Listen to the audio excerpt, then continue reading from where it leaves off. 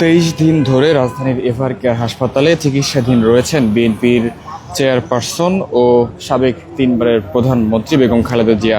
এবং যে বিষয়টি জানাতে চায় যে আসলে খালেদা জিয়ার শারীরিক অবস্থা চরম অবনতি হওয়ায় তাকে বর্তমানে ইলেকটিভ ভেন্টিলেটর সাপোর্টে রাখা হয়েছে।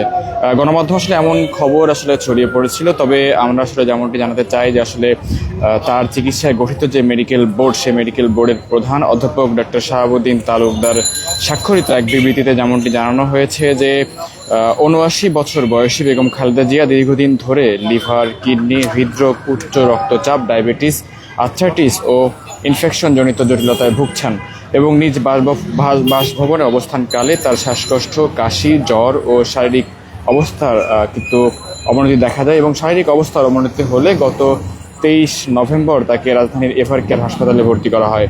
ভর্তির পরবর্তী পরীক্ষা নিরীক্ষা ও তার ফুসফুস, হৃদযন্ত্র, কিডনির অবস্থার দ্রুত অবনতি পরিলক্ষিত হলে কিন্তু তাকে তাৎক্ষণিকভাবে কিন্তু রাজধানী যে এভার কেয়ার হাসপাতাল, সেই এভার কেয়ার হাসপাতালের সিসিইউতে কিন্তু স্থানান্তরিত করা হয় গত 27 নভেম্বর।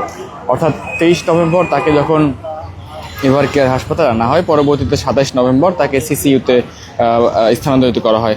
বর্তমান অবস্থা যদি একটু জানাই, বর্তমান অবস্থা সম্পর্কে আমরা যেমনটি জানতে পেরেছি যে মেডিকেল বোর্ডের বিবৃতিতে খালেদা জিয়ার স্বাস্থ্যের বেশ কিছু জটিলতা তুলে ধরা হয়েছে এবং এখানে বলা হয়েছে যে গত কয়েকদিনের পরীক্ষা নিরীক্ষায় তার স্বাস্থ্যের বেশ কিছু জটিলতা পরিলক্ষিত হয়। অর্থাৎ শ্বাসকষ্ট বেড়ে যাওয়া, রক্তে অক্সিজেন কমে যাওয়া এবং কার্বন ডাই অক্সাইডের মাত্রা বেড়ে যাওয়া, প্রথমে উচ্চ মাত্রার যেই ন্যাজাল ক্যানুলা ও বাইপ্যাপ মেশিনের মাধ্যমে চিকিৎসা দেওয়া হয়। অবস্থার উন্নতি না হওয়ায় ফুসফুস ও অন্যান্য যেই অঙ্গ সেগুলোকে বিশ্রাম দিতে তাকে ইলেকটিভ ভেন্টিলেটর যে সাপোর্ট সেটি কিন্তু দেওয়া হচ্ছে।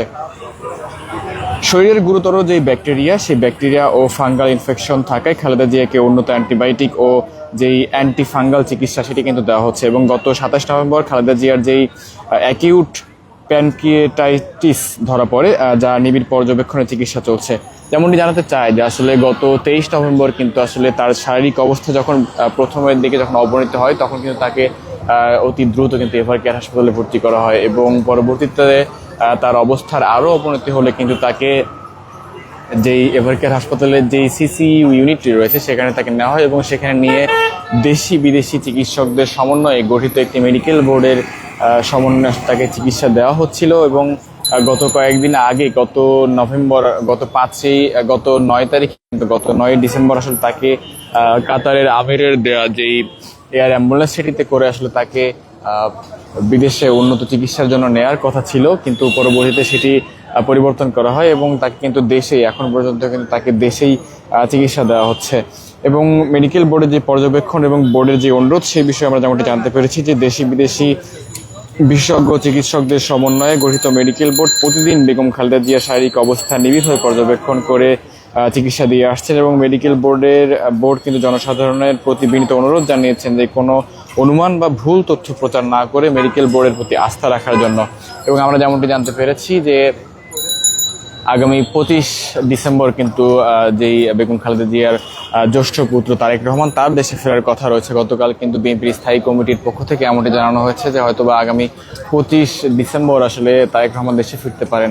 এবং আরও যেমনটি জানতে চাই যে আসলে এর আগে যখন খালেদা জিয়ার শারীরিক অবস্থার অবনতি হয়েছিল, তখন কিন্তু তাকে লন্ডনে নিয়ে কিন্তু চিকিৎসা দেওয়া হচ্ছিল এবং তিনি কিন্তু লন্ডনে দীর্ঘ 4 মাস থেকে কিন্তু তিনি চিকিৎসা নিয়ে এসেছেন।